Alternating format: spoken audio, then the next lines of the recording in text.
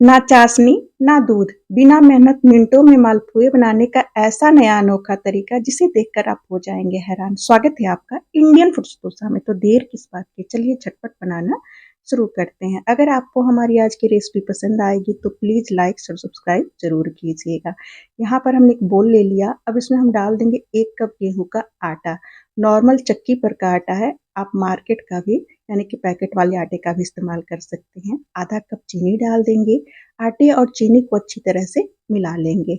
इस मालपुए में हमें ना सूजी का प्रयोग करना है और ना ही मैदे का इस्तेमाल करना है। बस आटा, चीनी और पानी से ही इसे हम बनाएंगे।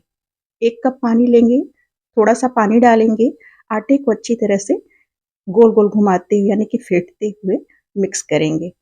एक ही डायरेक्शन में इसे हमें गोल गोल मिलाते हुए फेंटना है ताकि इसमें से गुठलियां भी खत्म हो जाए। और इसे हम 3 से 4 मिनट तक इसी तरीके से फेंटेंगे भी।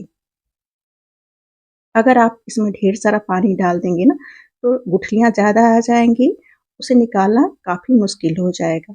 अगर इस तरीके से आप आटे को चिकना नहीं कर पा रहे हैं तो आप मिक्सी के जार में डालकर 1-2 बार ग्राइंड भी कर सकते हैं। अब इसे हम हाथ से अच्छी तरह से फेंट लेंगे क्योंकि इसमें कुछ आटे के टुकड़े रह गए हैं।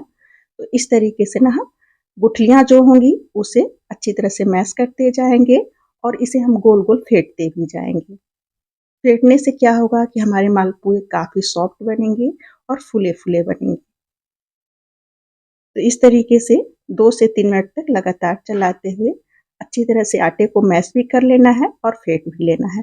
और इसे हमें इतना पतला रखना है कि जब हम ऊपर से हाथ में लेकर नीचे गिराएं तो एक लाइन में ये देखिए नीचे आटा गिर रहा है। अब इसे हम थोड़ी देर के लिए फूलने के लिए किनारे रखेंगे। तो अभी आप देख सकते हैं ना इसके ऊपर छोटे-छोटे बुलबुले आ गए हैं। इसका मतलब कि हमने आटे को अच्छी तरह से फेंट लिया है। लेकिन कुछ देर के बाद इसमें और भी ढेर सारे बुलबुले आ जाएंगे। इसको हम 5 से 10 मिनट के लिए ढककर किनारे छोड़ देंगे। 5 से 10 मिनट के बाद आप देखेंगे आटे के ऊपर ढेर सारे बुलबुले आ गए हैं। अब इसमें हम काजू और बादाम को डालेंगे। तो आप चाहे तो इसे छोटे-छोटे टुकड़ों में काट करके डालें या फिर मिक्सी के जार में इसको हल्का सा क्रश करके डालें। तो कुछ टुकड़े इसमें छोटे-छोटे रह भी गए हैं, इसको हमने मिक्सी के जार में क्रश करके डाला हुआ है। 1 चम्मच चिरौंजी डालेंगे। आप किशमिश डाल सकते हैं, नारियल डाल सकते हैं, जो आपको खाना पसंद हो। 2-3 हरी इलायची को हल्का सा कूट करके डालेंगे। अच्छी तरह से मिला लेते हैं। अब इसे हमें बहुत ज़्यादा नहीं फेंटना है। तो कलछी से बैटर को लेकर आप इस तरीके से गिराएं तो देखें एक लाइन से ये बैटर नीचे गिर रहा है।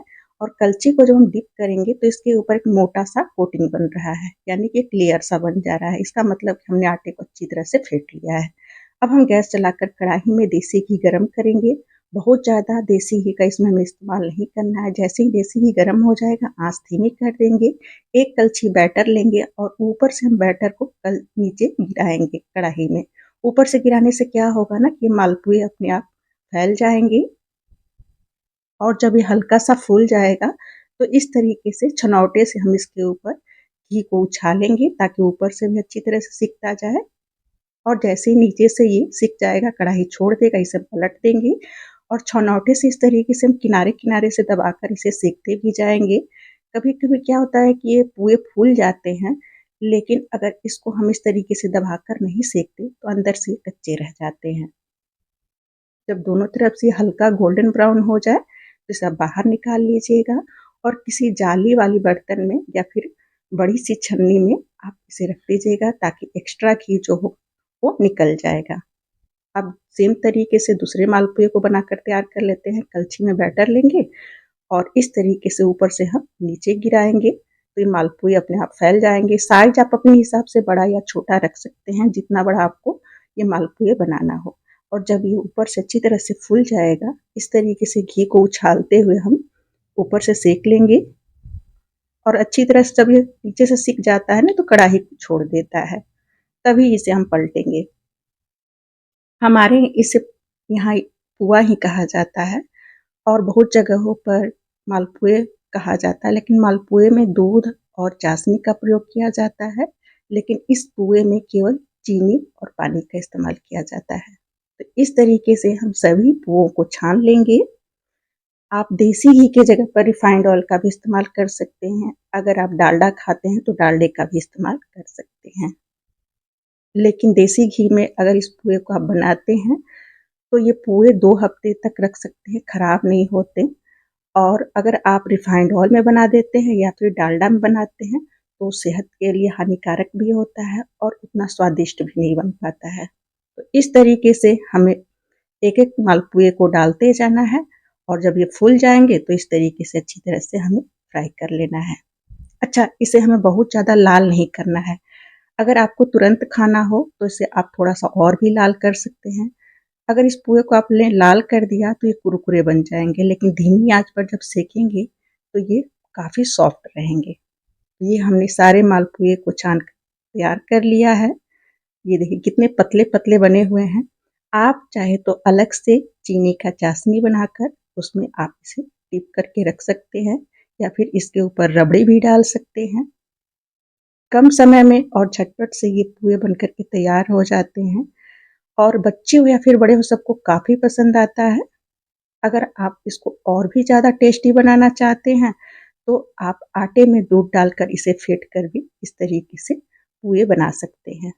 और यहाँ पर हमने थोड़े से काजू और बादाम को हल्का सा क्रश करके लिया है, इसके ऊपर डाल देते हैं।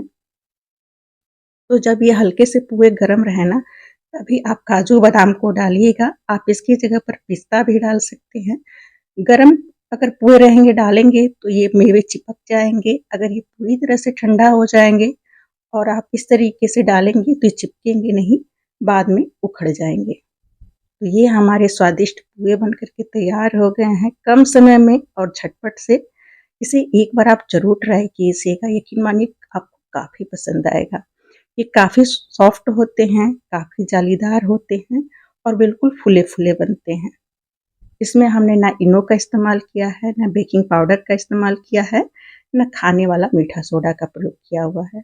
इसको मैं तोड़ करके दिखा रही हूँ, ये देखिए। अंदर से ये काफ़ी जालीदार है और काफ़ी सॉफ्ट है। कम समय में और झटपट से बनता है। इसमें आपको बहुत ज़्यादा मेहनत करने की ज़रूरत नहीं पड़ती है।